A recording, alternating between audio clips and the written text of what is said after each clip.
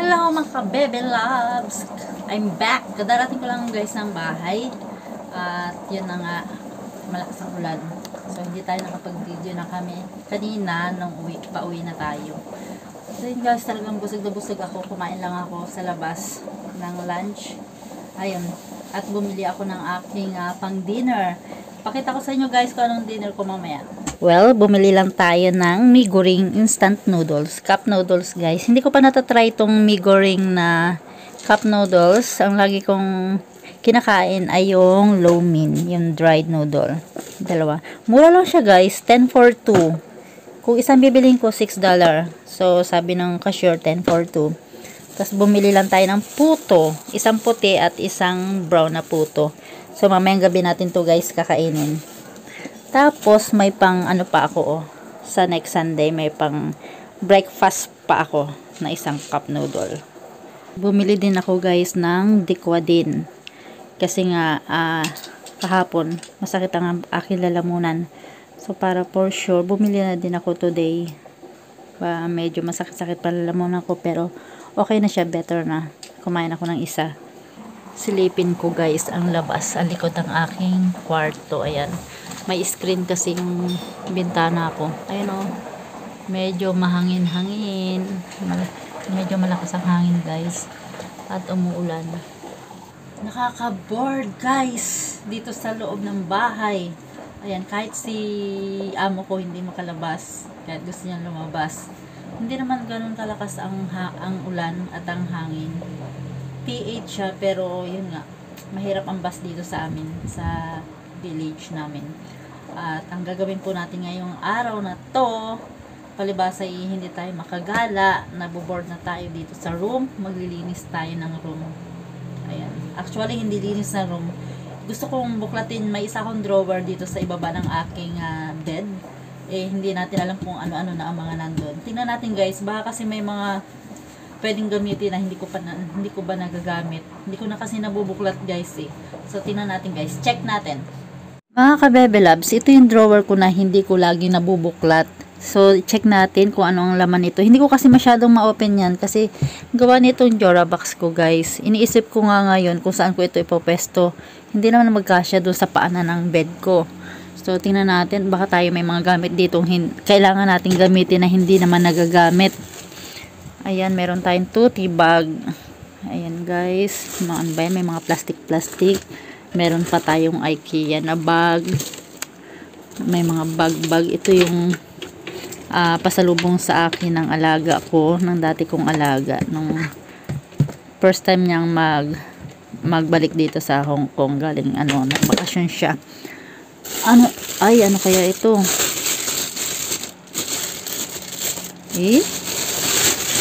Ang cute naman. Bag pa rin. May bag pa rin. Panda. Ay, oo. In-order ko ito noong kay Sis Janice. Pwede ko siyang magamit, guys, mamaya. Check natin kung may zipper siya. Ayan, mga ka-bebe loves, hinanapan ko lang ng pwesto yung aking cellphone.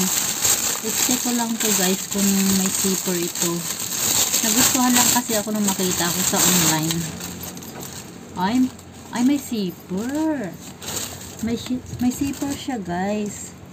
Maganda pala siya itong tutti bag na to. Mahilig ako guys sa mga bag kahit yung mumurahin lang. Yung mga mumurahin lang ba. Ayan. Pero type ko talaga yung mga ganito. Ay, ano ba yung zipper? Ba't hindi maipasok? So, magagamit natin ito. Mahilig ako sa mga ganitong bag guys. Yung mga mura-mura ba? Yung mga tutti bag. So, yun. Balik na natin sa plastic. Hindi ko pa pala ito nagagamit. Mahilig. Actually, guys, talaga. Mahilig ako sa bag.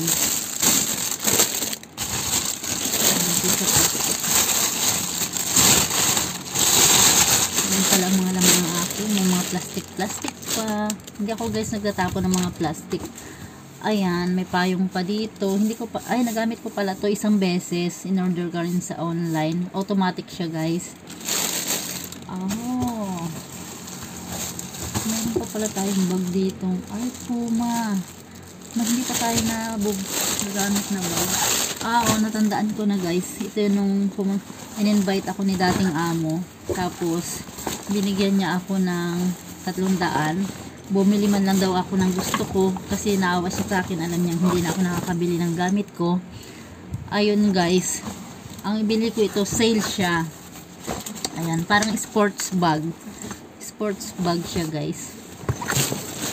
May ano natin lalagay. Ayan, bag pa rin.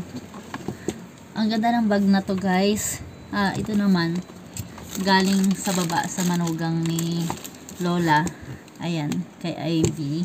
Pero bibigay ko ito sa panganay ko. Ang ganda niya, hindi ko pa rin naman nagagamit. Ayan, yung mga ano lang nila. So meron pa rin ito guys. Dito ko to binili sa Hong Kong noon, sa Busini yata. Ayan, nagandahan lang ako.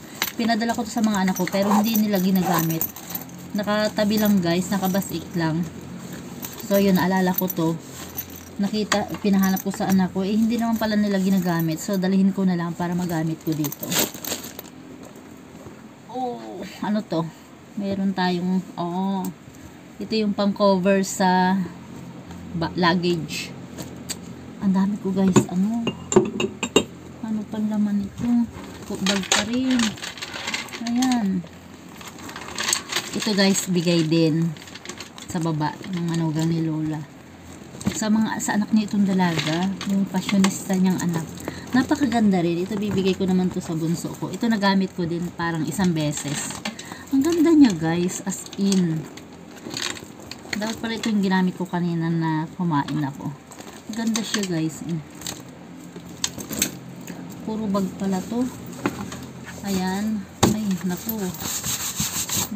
Inamag na guys. Maganda to. Ginamit ko pala ito nung pauwi ako. Naghanap ako sa mall nito na sa pag-travel ko. Syempre, lagayan ng wallet, ng pag nasa biyahe ka, ng cellphone, at wala ng papers. Kaya lang guys, pag lilinisin ko to. Tapos, may bag pa rin. Ito binili ko sa pen shop. Ayan guys, nagustuhan ko siya. Unang kita ko pa lang. Murang-mura lang siya, nasa 500 plus. Pero nung binayaran ko siya, na lang, 300 na lang. Kasi parang 50% off ba yun? Ayun, ang ganda niya. Gumahilig ako guys sa mga parang pambata na Ayan, BT21 pen shop. Napakaganda niya. Kaya lang, palibasa nga, pagdating sa bag, mga 1-2 gamit ko, tinatabi ko na siya kasi iba naman yung gusto ko. Ay, meron tayong piggy bank. Piggy bank. Puno na siya guys, kaya tinabi ko na rin, hindi na siya malagyan. Tabi na natin yan. Ano naman to? Microphone. Nung nagsisimula pa lang ako guys sa YouTube, ayan, meron na siya. Microphone to na lang natin. Itatry ko nga ito pag, hindi naman kasi ako nagla-live sa YouTube guys. Upload lang. Tatry ko nga rin ito next time uli. Hindi ko na siya nagagamit. Pero ang mahal nito guys, kaya hindi ko rin mapakawalan. Mahal yan Ay, ano naman to?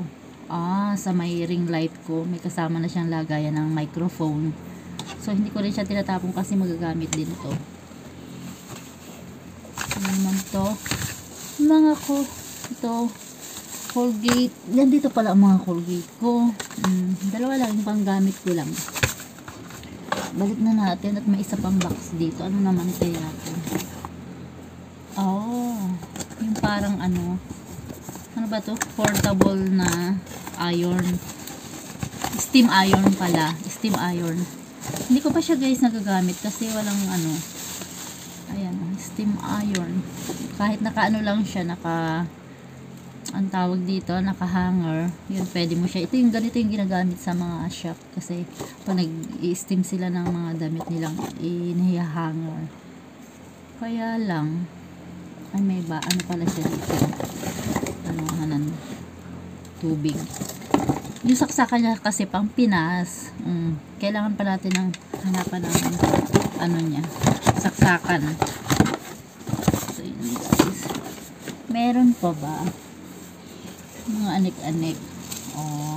Ano naman ito? Yun. oh. Lagayan lang ng kung ano-ano. Dati nilalagyan ko to guys ng mga bracelet kung mga pang ano, yung mga pang fashion lang. Tapos nagsawa na rin ako, tinabi ko na lang din. Wala pala akong itatapon dito sa mga ano ko. Ano pa, may pouch dito. Anong laman nito? Puro resibo. Ayan guys, oh, puro resibo. Na ano naman ako, hindi ko na lang itatapon, hayaan ko lang i-keep dito. Meron pa pala. Ay, itong bigay ni Lola. Hindi ko pa siya napapadala ng Pinas. Parang pang display lang naman. Parang sinauna yata ito. Parang sabi niya 20 years na raw ito. Na ano lang siya itapon. Binigay sa akin, tinanggap ko naman. Dalawa ito guys. Tinabi ko lang. Yan. So, pag nagpa-package tayo, isasama natin yan.